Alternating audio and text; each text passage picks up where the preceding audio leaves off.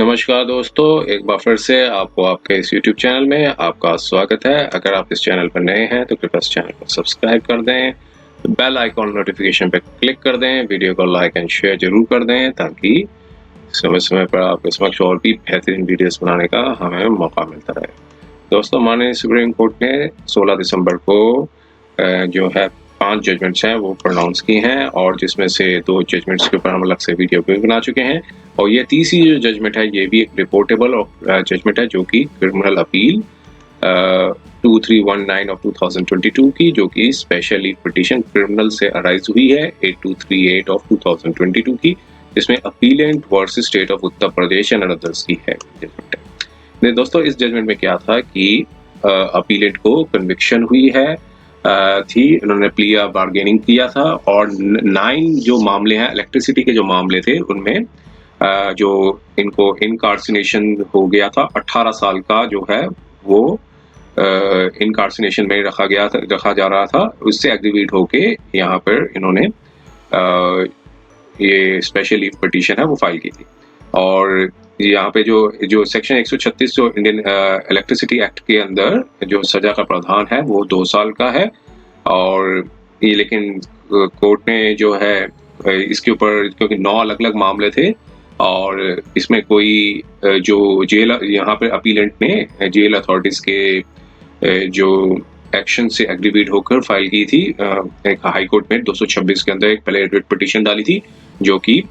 खारिज हो गई थी और यहाँ पर फिर बाद में माननीय सुप्रीम कोर्ट में आए थे। सुप्रीम कोर्ट ने यहाँ पे जो सेंटेंस है जो 18 साल की सेंटेंस को घटा के जो पीरियड जितना ऑलरेडी वो अंडरगॉन हो चुके हैं 2 साल से ज्यादा काट चुके थे तो उस पे इनको मतलब रिलीज कर दिया। आइए थोड़ा इसका डिटेल्स के ऊपर हम जानते हैं। तो थोड़ा सा इसमें प्लिया बार्गेनिंग के ऊपर भी वो बताया गया है। प्लिया बार्गेनिंग जो है 21A of the Indian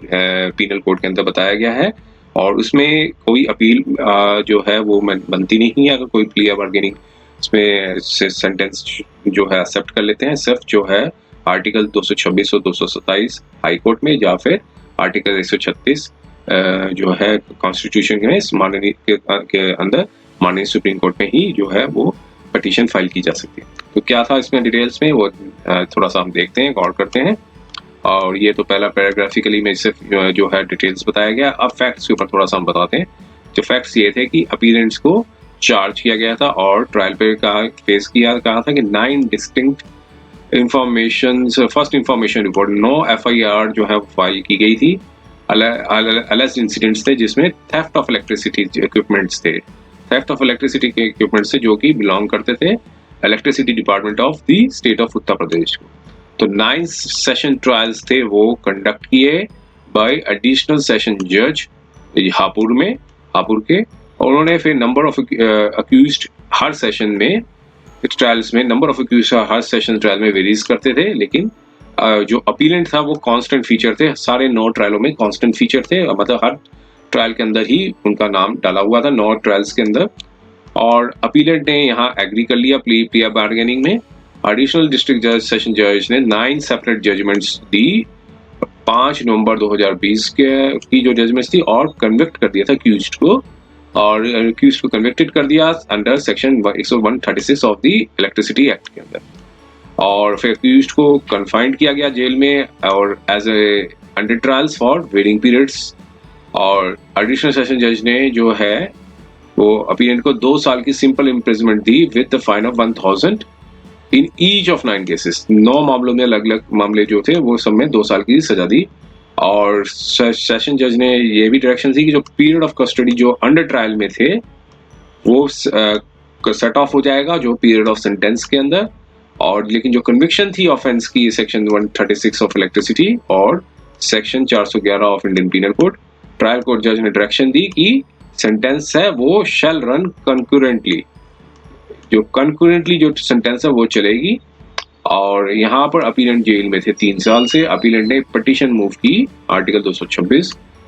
constitution में इंडिया के, जो कि एक हिबस कॉर्पस रिट पिटीशन थी before the high court of judicature at Allahabad. High court ने नोटिस किया कि जो रिट पिटीशन जो फाइल की गई इस प्रेमाइस पे कि सेंटेंस थी अपीलेंट की 9 सेपरेट और डिस्टिंक्ट केसेस में जो कि शड रन कॉन्करेंटली। और यहाँ पे और पाया कि जो ग्रीवेंस थी जेल अथॉरिटीज की वो जस्टिफाइड नहीं है कि ट्रीट करें सेंटेंस को कॉन्जिक्यूटिवली ना ट्रीट करें बल्कि कॉन्करेंटली ट्रीट करें। और डिविजनल बेंच ने हाई कोर्ट ने ये कंक्लूजन पे आए कि जो प्रोविजंस है section 427 of code of criminal procedure का, जो सब्सिक्वेंट टर्म्स ऑफ कन्विक्शन जो होती है वो कमेंस होती है at the expiration of the imprisonment currently being undergone by the appellate. तो नेट कॉन्सिक्वेंस ऑफ पोजीशन ये इमर्ज होके आया है कि अपीलेंट को टोटल टर्म जो है 18 साल की इम्प्रिजनमेंट जो है वो बेयर करनी होगी, और जो कि 9 कन्विक्शंस हुए थे under section 136 of the electricity act and the cognate provisions. और प्लिया बार्गेनिंग के ऊपर डिस्कस किया कोर्ट ने कि चैप्टर 21 ऑफ द सीआरपीसी के अंदर है और सेक्शन 265 जी स्टिपुलेट्स करता है कि जो जजमेंट डिलीवर्ड करती है कोर्ट में, कोर्ट द्वारा वो फाइनल होती है और उसमें कोई अपील नहीं मेंटेनेबल होती। सिर्फ special leave petition under article 136 और रिट पिटीशन 226 और 227 भी मेंटेनेबल होती है और अगेंस्ट दैट जजमेंट। सेक्शन 427 क्या कहता है कि अगर पर्सन ने ऑलरेडी अंडरगोइंग द सेंटेंस मतलब अंडरगोन कर रहा हो तो वो इम्प्रिजनमेंट जो होती है वो सब्सिक्वेंट कन्विक्शन जो होती है वो कन्विक्शन टू द इम्प्रिजनमेंट होगी या फिर इम्प्रिजनमेंट फॉर द लाइफ होगी। और सच इम्प्रिजनमेंट और जो इम्प्रिजनमेंट फॉर द लाइफ जो होगी वो कमेंस होगी at the expiration of the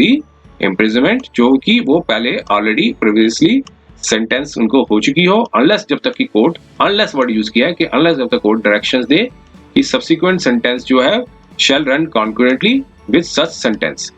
तो फिर इन अदर वर्ड्स ये बताया कि सेक्शन 27 ये कहता है कि ये डिस्क्रिप्शन होती है कोर्ट की कि वो डायरेक्ट करे कि सब्सिक्वेंट सेंटेंस जो है वो फॉलो करती है कन्विक्शन को और shall run concurrently with the previous sentence. तो ये एक जजमेंट थी Mohammad Zahid versus state of NCB की जजमेंट पे डिस्कस किया, मतलब जो पहले आ चुकी थी। और सेक्शन 27 जो है वो अलाउ करता है subsequent sentence to run concurrently और all such convictions took place, सारी कन्विक्शन जो है वो सेम डे पे होगी। अब यहाँ पर पिटिशनर ने जो रेमेडी मूव की थी under writ petition under article 226 constitution में, तो हाई कोर्ट को देखना चाहिए था, नोटिस करना चाहिए था कि वो सीरियस मिसकैरेज ऑफ जस्टिस हो रहा है और जो सेंटेंस है वो कॉन्सिक्वेंट अगर एक के बाद एक होगी तो फिर trial court not been exercise specifically, trial court ने जो है वो एक्सरसाइज नहीं की अपनी डिस्क्रिप्शन को, जो कि एम्बिएंट था सेक्शन 427(1) के अंदर। जब अपीलेंट ने मूव हाई कोर्ट में किया तो वो एग्रीवेट हुए थे conduct of the jail authorities से, और ताकि वो जो मीनिंग है जो जजमेंट का जो इनकंस्ट्रू कर सके डायरेक्शन जो ट्रायल कोर्ट की, जो कि ये बताती है कि सेंटेंस जो है वो रन जो है consecutively at the end of the term of the previous year and the conviction. तो ऐसे में तो फिर उसमें तो